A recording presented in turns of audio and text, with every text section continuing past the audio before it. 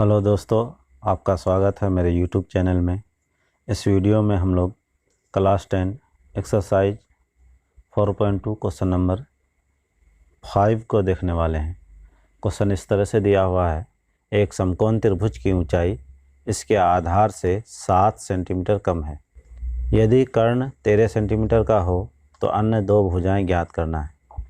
तो एक समकोण त्रिभुज को हम बना लेते हैं यहाँ पर, जो कुछ इस तरह से हम मान लेते हैं कि ABC एक समकोण त्रिभुज है जिसका कोण भी मेरा समकोण है, यानी कि 90 डिग्री का है। जिसमें क्वेश्चन में कह रहा है समकोण त्रिभुज की ऊंचाई इसके आधार से 7 सेंटीमीटर कम है, यानी कि आधार को अगर कुछ मान लिया जाए तो उससे हम ऊंचाई को 7 सेंटीमीटर कम कर सकते हैं। तो मान लेते हैं कि समकोण त्रिभुज का आधार B बराबर है x सेंटीमीटर। तो समकोण त्रिभुज की ऊंचाई हो जाएगा आधार से 7 सेंटीमीटर कम, यानी कि x माइनस 7 सेंटीमीटर। और आगे क्वेश्चन में दिया हुआ है कि समकोण त्रिभुज का कर्ण h बराबर जो है वो 13 सेंटीमीटर दिया हुआ है। तो चूंकि समकोण त्रिभुज के लिए पाइथागोरस प्रमेय लागू कर सकते हैं, और पाइथागोरस प्रमेय कुछ इस तरह से होता है कि समकोण त्रिभुज में सबसे बड़ी भुजा का वर्ग अन्य दो छोटी भुजाओं के वर्गों के योग के बराबर होता है। तो इस समकोण त्रिभुज में सबसे बड़ी भुजा कर्ण होता है जो 13 सेंटीमीटर दिया हुआ है, उसका वर्ग जो है अन्य दो छोटी भुजाओं यानी कि समकोण त्रिभुज के आधार का वर्ग जोड़ उसकी ऊंचाई के वर्ग के योग के बराबर होता है।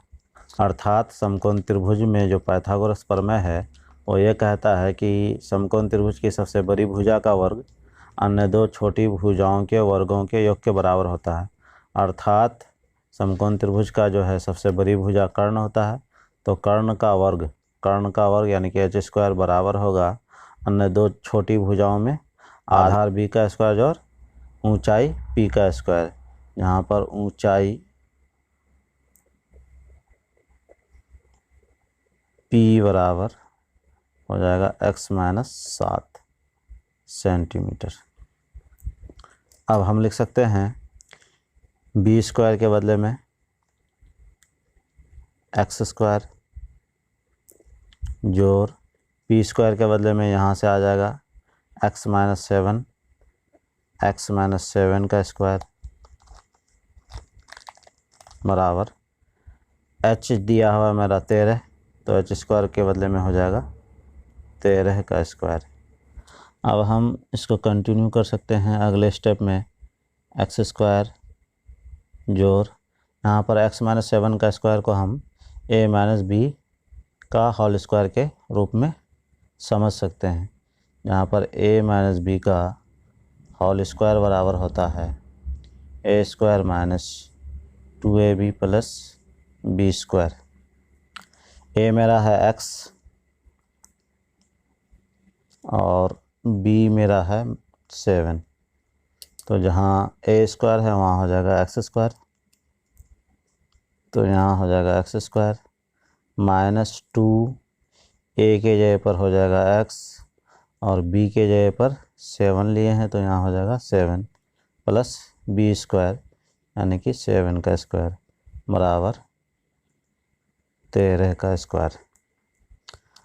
अब अगले स्टेप में हम x² और x² दोनों को जोड़ सकते हैं आपस में, तो हो जाएगा 2x² और यहाँ पर माइनस 2 × 7 हो जाएगा माइनस 14, x है साथ में x हो जाएगा माइनस 14x प्लस 7 का स्क्वायर हो जाएगा 49, 7 या 49 इक्वल टू 13 का स्क्वायर। 13 का स्क्वायर यानी कि 13 × 13 हो जाएगा मेरा 169। अब हम अगले स्टेप में लिख सकते हैं फिर से 2x² माइनस फिर से 14x प्लस 49। अब ये जो है 169 को अगर हम दाहिने तरफ ले जाएं बराबर के, तो यहाँ पर प्लस में है इसलिए उधर जा कर के ये माइनस में बदल जाएगा और इधर रह जाएगा 0 दाहिने तरफ। अब अगर देखा जाए तो अगले लाइन में हम लिख सकते हैं 2x² माइनस 14x। 169 से अगर 49 को घटाया जाए तो 9 से 9 घटेगा तो बचेगा 0 और 16 से अगर 4 घटेगा तो बचेगा 12। बड़ा वाला मेरा माइनस में है, छोटा वाला प्लस में है, इसलिए रिजल्ट में यहाँ माइनस ही आएगा बराबर 0। या अगले स्टेप में लिख सकते हैं 2 अगर देखा जाए तो यहाँ पर भी है और 2 का टेबल में 14 आता है और यहाँ पर भी 2 है -21 -120 के बदले में, यानी कि लिख सकते हैं हम 2 कॉमन लेकर के इस तरह से x², यहाँ से 2 कॉमन बाहर ले लिए हैं तो रह जाएगा 7x, क्योंकि 2 7 जा हो जाएगा 14x और यहाँ -120 से अगर 2 को बाहर ले लेंगे तो रह जाएगा अंदर में 60। फिर से देख लेते हैं 2x² माइनस 14x माइनस 120 बराबर 0 है। हर जगह अगर देखा जाए तो 2 है, यहाँ पर 2 × 7 है, यहाँ पर 2 × 60 है, तो हम 2 को कॉमन ले सकते हैं।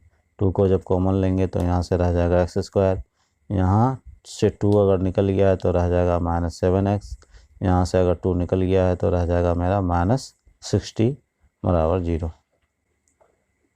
अब हम अगले स्टेप में लिख सकते हैं x² माइनस 7x माइनस 60 बराबर 0। ये 2 0 की तरफ जा कर के 0 हो जाएगा। अब हम ये बीच वाला जो टर्म है मेरा -7x, इसको कुछ इस तरह से तोड़ेंगे कि हमको x² माइनस 60 का गुणनफल के बराबर मिल जाए। तो अगर देखा जाए तो इसको तोड़ने के लिए पहले हमको x² वाला टर्म और -60 को गुना करना होगा। तो x² गुना -60 अगर किया जाए तो हो जाता है मेरा -60x²। अब हम इस 60 का अगर अभाज्य गुणनखंड करें तो हो जाएगा मेरा 30 दूनी 60, 15 दूनी 30 और आगे हो जाएगा 3 5 15। तो हम यहाँ ग्रुपिंग कर सकते हैं, 2 2 जा 4 और 3 हो जाएगा 12 और यहाँ से 5, यानी कि -7x के बदले में हम लिख सकते हैं -12x प्लस 5x। और इसको अगर गुना किया जाए -12 गुना +5 तो हो जाएगा -60 और x गुना x हो जाएगा -60x²। तो अब हम लिख सकते हैं इसको यहाँ पर x² और -7 के बदले में आ जाएगा मेरा -12x प्लस 5x -60 बराबर 0। अब हम यहाँ कॉमन ले सकते हैं x² और -12 में। x को कॉमन ले सकते हैं क्योंकि दोनों ही पद में x है।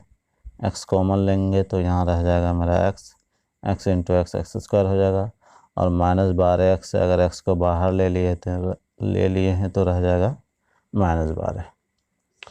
फिर अगर देखा जाए इन दोनों टर्म में तो हम क्या कॉमन ले सकते हैं, +5 को कॉमन ले सकते हैं क्योंकि 5 का टेबल में मेरा 60 आ जाएगा। तो 5 अगर कॉमन लिया जाए तो यहाँ से रह जाएगा x और यहाँ रह जाएगा 5 कॉमन लेने पर -12 बराबर 0। अब अगर देखा जाए तो अगला स्टेप मेरा हो जाएगा x - 12 इंटू x प्लस 5 बराबर 0।